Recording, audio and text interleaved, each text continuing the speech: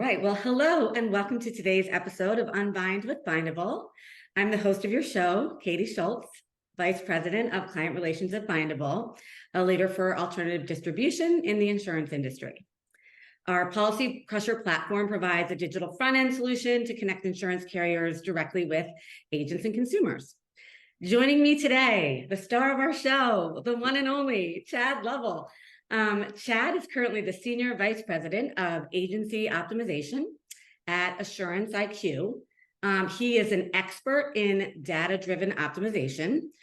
Chad is going to share some of his experiences harnessing data and really improving overall customer experiences.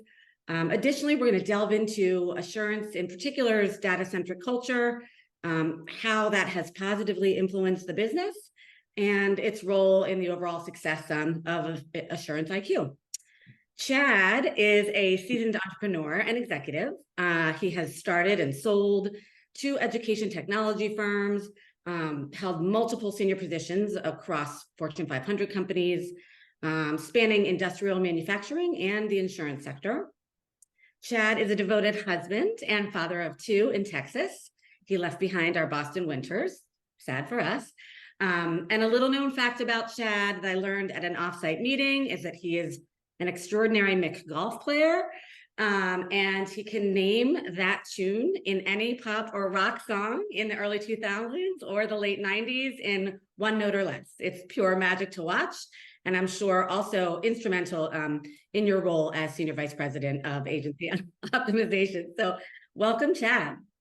Thanks for having me, and that's quite the introduction to try and live up to. I didn't know we were going to get special tidbits. Yep, had to do my homework, and I have to share that you're not just a one-trick insurance leader. You are you've got a Renaissance man. You've got many talents. So we're going to jump right in, if that's okay with you, Chad, and get the party started. Hoping to get some kind of podcast record number of listeners for insurance podcasts. Maybe everyone doesn't want to watch true crime or listen to true crime, and we can get, we can break some kind of record here for folks that are interested in the insurance industry and in data optimization in particular. So just question number 1, if you can just tell our audience a little bit about yourself, how you got into insurance in the first place, and just the journey that led you into the chair that you're in today.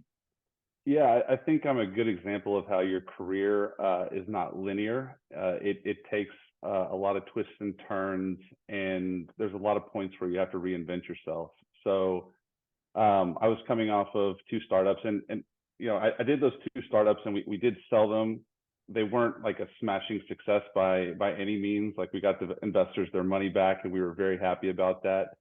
A lot of learnings came from that, and I think one of the biggest takeaways for me is you have to constantly learn and constantly reinvent yourself. And my wife had been working for Liberty Mutual for 10 plus years. And this was back in 2015. And there were a lot of very interesting things happening in the insurance industry. And I got an opportunity to go to Liberty Mutual. And, 8 years later, here I am, neck deep in the insurance industry. And it's not something that I ever thought I would get into, but it seems to be in my DNA. My grandfather, when he came back from World War II, he was an insurance salesman for farmers. My dad had a stint in the 90s where he was an insurance salesman, and here I am. Here you talking are. Insurance. Yeah, carrying on the legacy. All right. Well, we're glad you're here.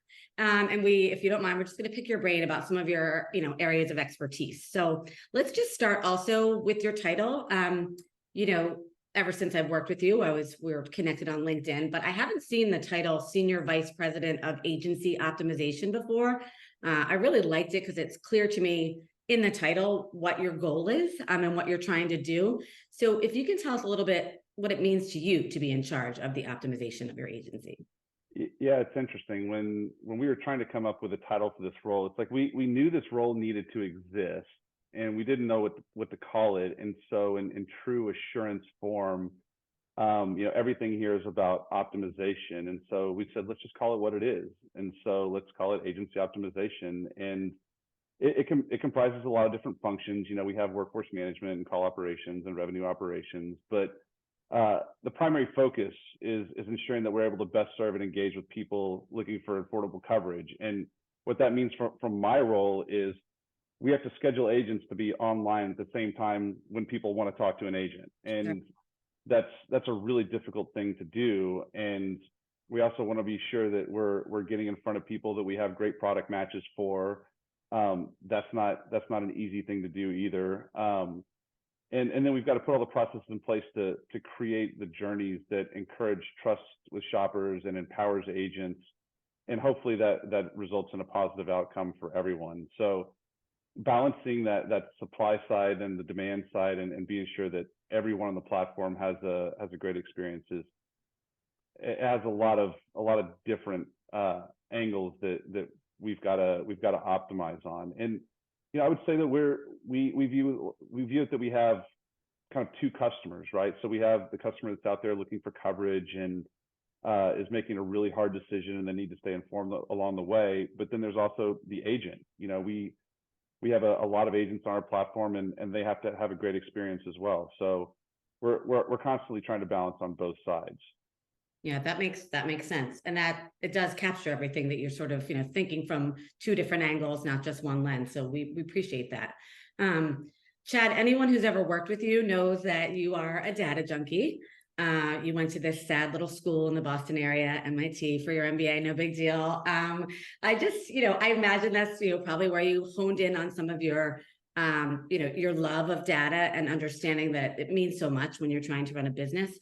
What do you think are some key differences in how data is used at Assurance compared to other companies in the industry, and sort of, why that's such a part of, what you do and who you are at Assurance? Yeah. So, I've worked with a lot of different companies, and I don't think anybody's ever taken data as seriously as we do. We are obsessed and unrelenting, and we were really built as a data-driven company from the start, from the very beginning. Our current CEO, Allison, was our original chief data scientist, and that DNA is kind of permeated down through the organization. Any new employee that comes on, there's plenty of analytics training classes. We actually have something called Assurance Analytics Academy. Nice. And there's a whole bunch of classes that go through our BI tools, how to use it, the different metrics that we look at that really drive our business. And it really brings them along to understand how data is used and what the expectations are of you here at Assurance. There's an expectation that everybody, no matter how junior or how senior, really dive into the data. At any meeting, our senior leaders will be the first person to pull up a dashboard and point to the data. I'm probably guilty of being one of the biggest dashboard builders in the company. It's like if there's a problem that needs to be solved, I'm going to dashboard it. Yeah. And at the same time, I'd say that we're not afraid to make bold decisions and then test and learn our way into it using data to improve the entire way. And the other thing, when you're really built on a data culture, it's kind of impossible to have an ego, because it's not like the loudest voice in the room that drives the conversation. It's the data that guides you. So that's why one of our key company values is being humble collaborators, because it's impossible to have an ego when you bring data to the conversation. Yep, that's a great point. And speaking sort of humility and just the way you interact as a company, I've seen you and your colleagues, Matt, Amy, just work side by side, sort of shoulder to shoulder with your agents. How do you think your agents benefit from the data? How have you taught them to use the data in their day-to-day activities, to really drive, the decisions that they make? Yeah, so we can create more personalized experiences, I think, for everyone, both agents and customers, and we can reach people who have been historically underserved by the industry. So we talk about our recommendation engines, and so we can find out what the customer's needs really are and best match them with products that fit those needs. We do a lot of things on the back end, like on a caller to agent matching. So understanding that the person calling in is probably going to do better with a certain agent, and so we'll do that matching so that they get that best match. And then I think that there's personalized engagement journeys, so nurturing people along. There's a lot of people that are doing their research, and there are different phases of the process, and being sure that they're informed every step along the way. And our agents, they're really the beneficiary of this, because we're trying to get people who make the best use of their time. When we put an agent on the phone with them, the agent wants to have a great discussion with somebody, and that's going to be a lot harder if that person isn't informed. So really just trying to keep both sides informed along the whole way. I think that's the biggest thing there. Yeah, no, that really sort of also empowers the agent to just give the best experience possible from their side of things as well. I did read an article that your team completed recently, a study on home and auto insurance costs increasing and really stretching Americans' budgets. What are you doing with what you learned in that study? Like, how does the hardening market impact, some of your short-term, long-term goals, how you interact with the customer, and how you just are poised and ready, knowing that they're facing, drastic increases in some of the pricing and shopping that they're, facing right now? Yeah, so the research was kind of stark. 63% of Americans saw their home or renter's insurance premiums increase, 67% on the auto side. My home insurance went up here in the state of Texas. Might have had a hail claim that had something to do with that. But I think that this is where we look for unique partnerships to serve customers in markets and segments where we have the best product fit. I think that we dive into our data and we try and re-engage with people who have engaged with us before, where we may not have had a product for them before, but we might have added new products to the shelf. There might have been a change in their situation or something on our side where we can serve them now. And it's a great opportunity for us to open up that conversation and re-engage with them again to have a positive outcome. Excellent. I like the idea of sort of, looking at your customers, seeing who you can help, looking at what they've gone through, and, seeing another sort of entryway there for a conversation. Looking ahead, how do you envision the role of advanced data analytics and artificial intelligence in shaping the future of the insurance industry, at large? I knew we wouldn't get out of this without getting some cool buzzwords in there. Yeah, really proud. I mean, AI is kind of a scary thing, for a lot of reasons, and we're kind of just scraping the tip of the iceberg. I see so many applications for it, on the carrier side, use cases and underwriting and improving the claims management experience. I mean, I see this as an opportunity to create basically an infinite number of personalized customer journeys, right? Mm-hmm. So that every interaction with us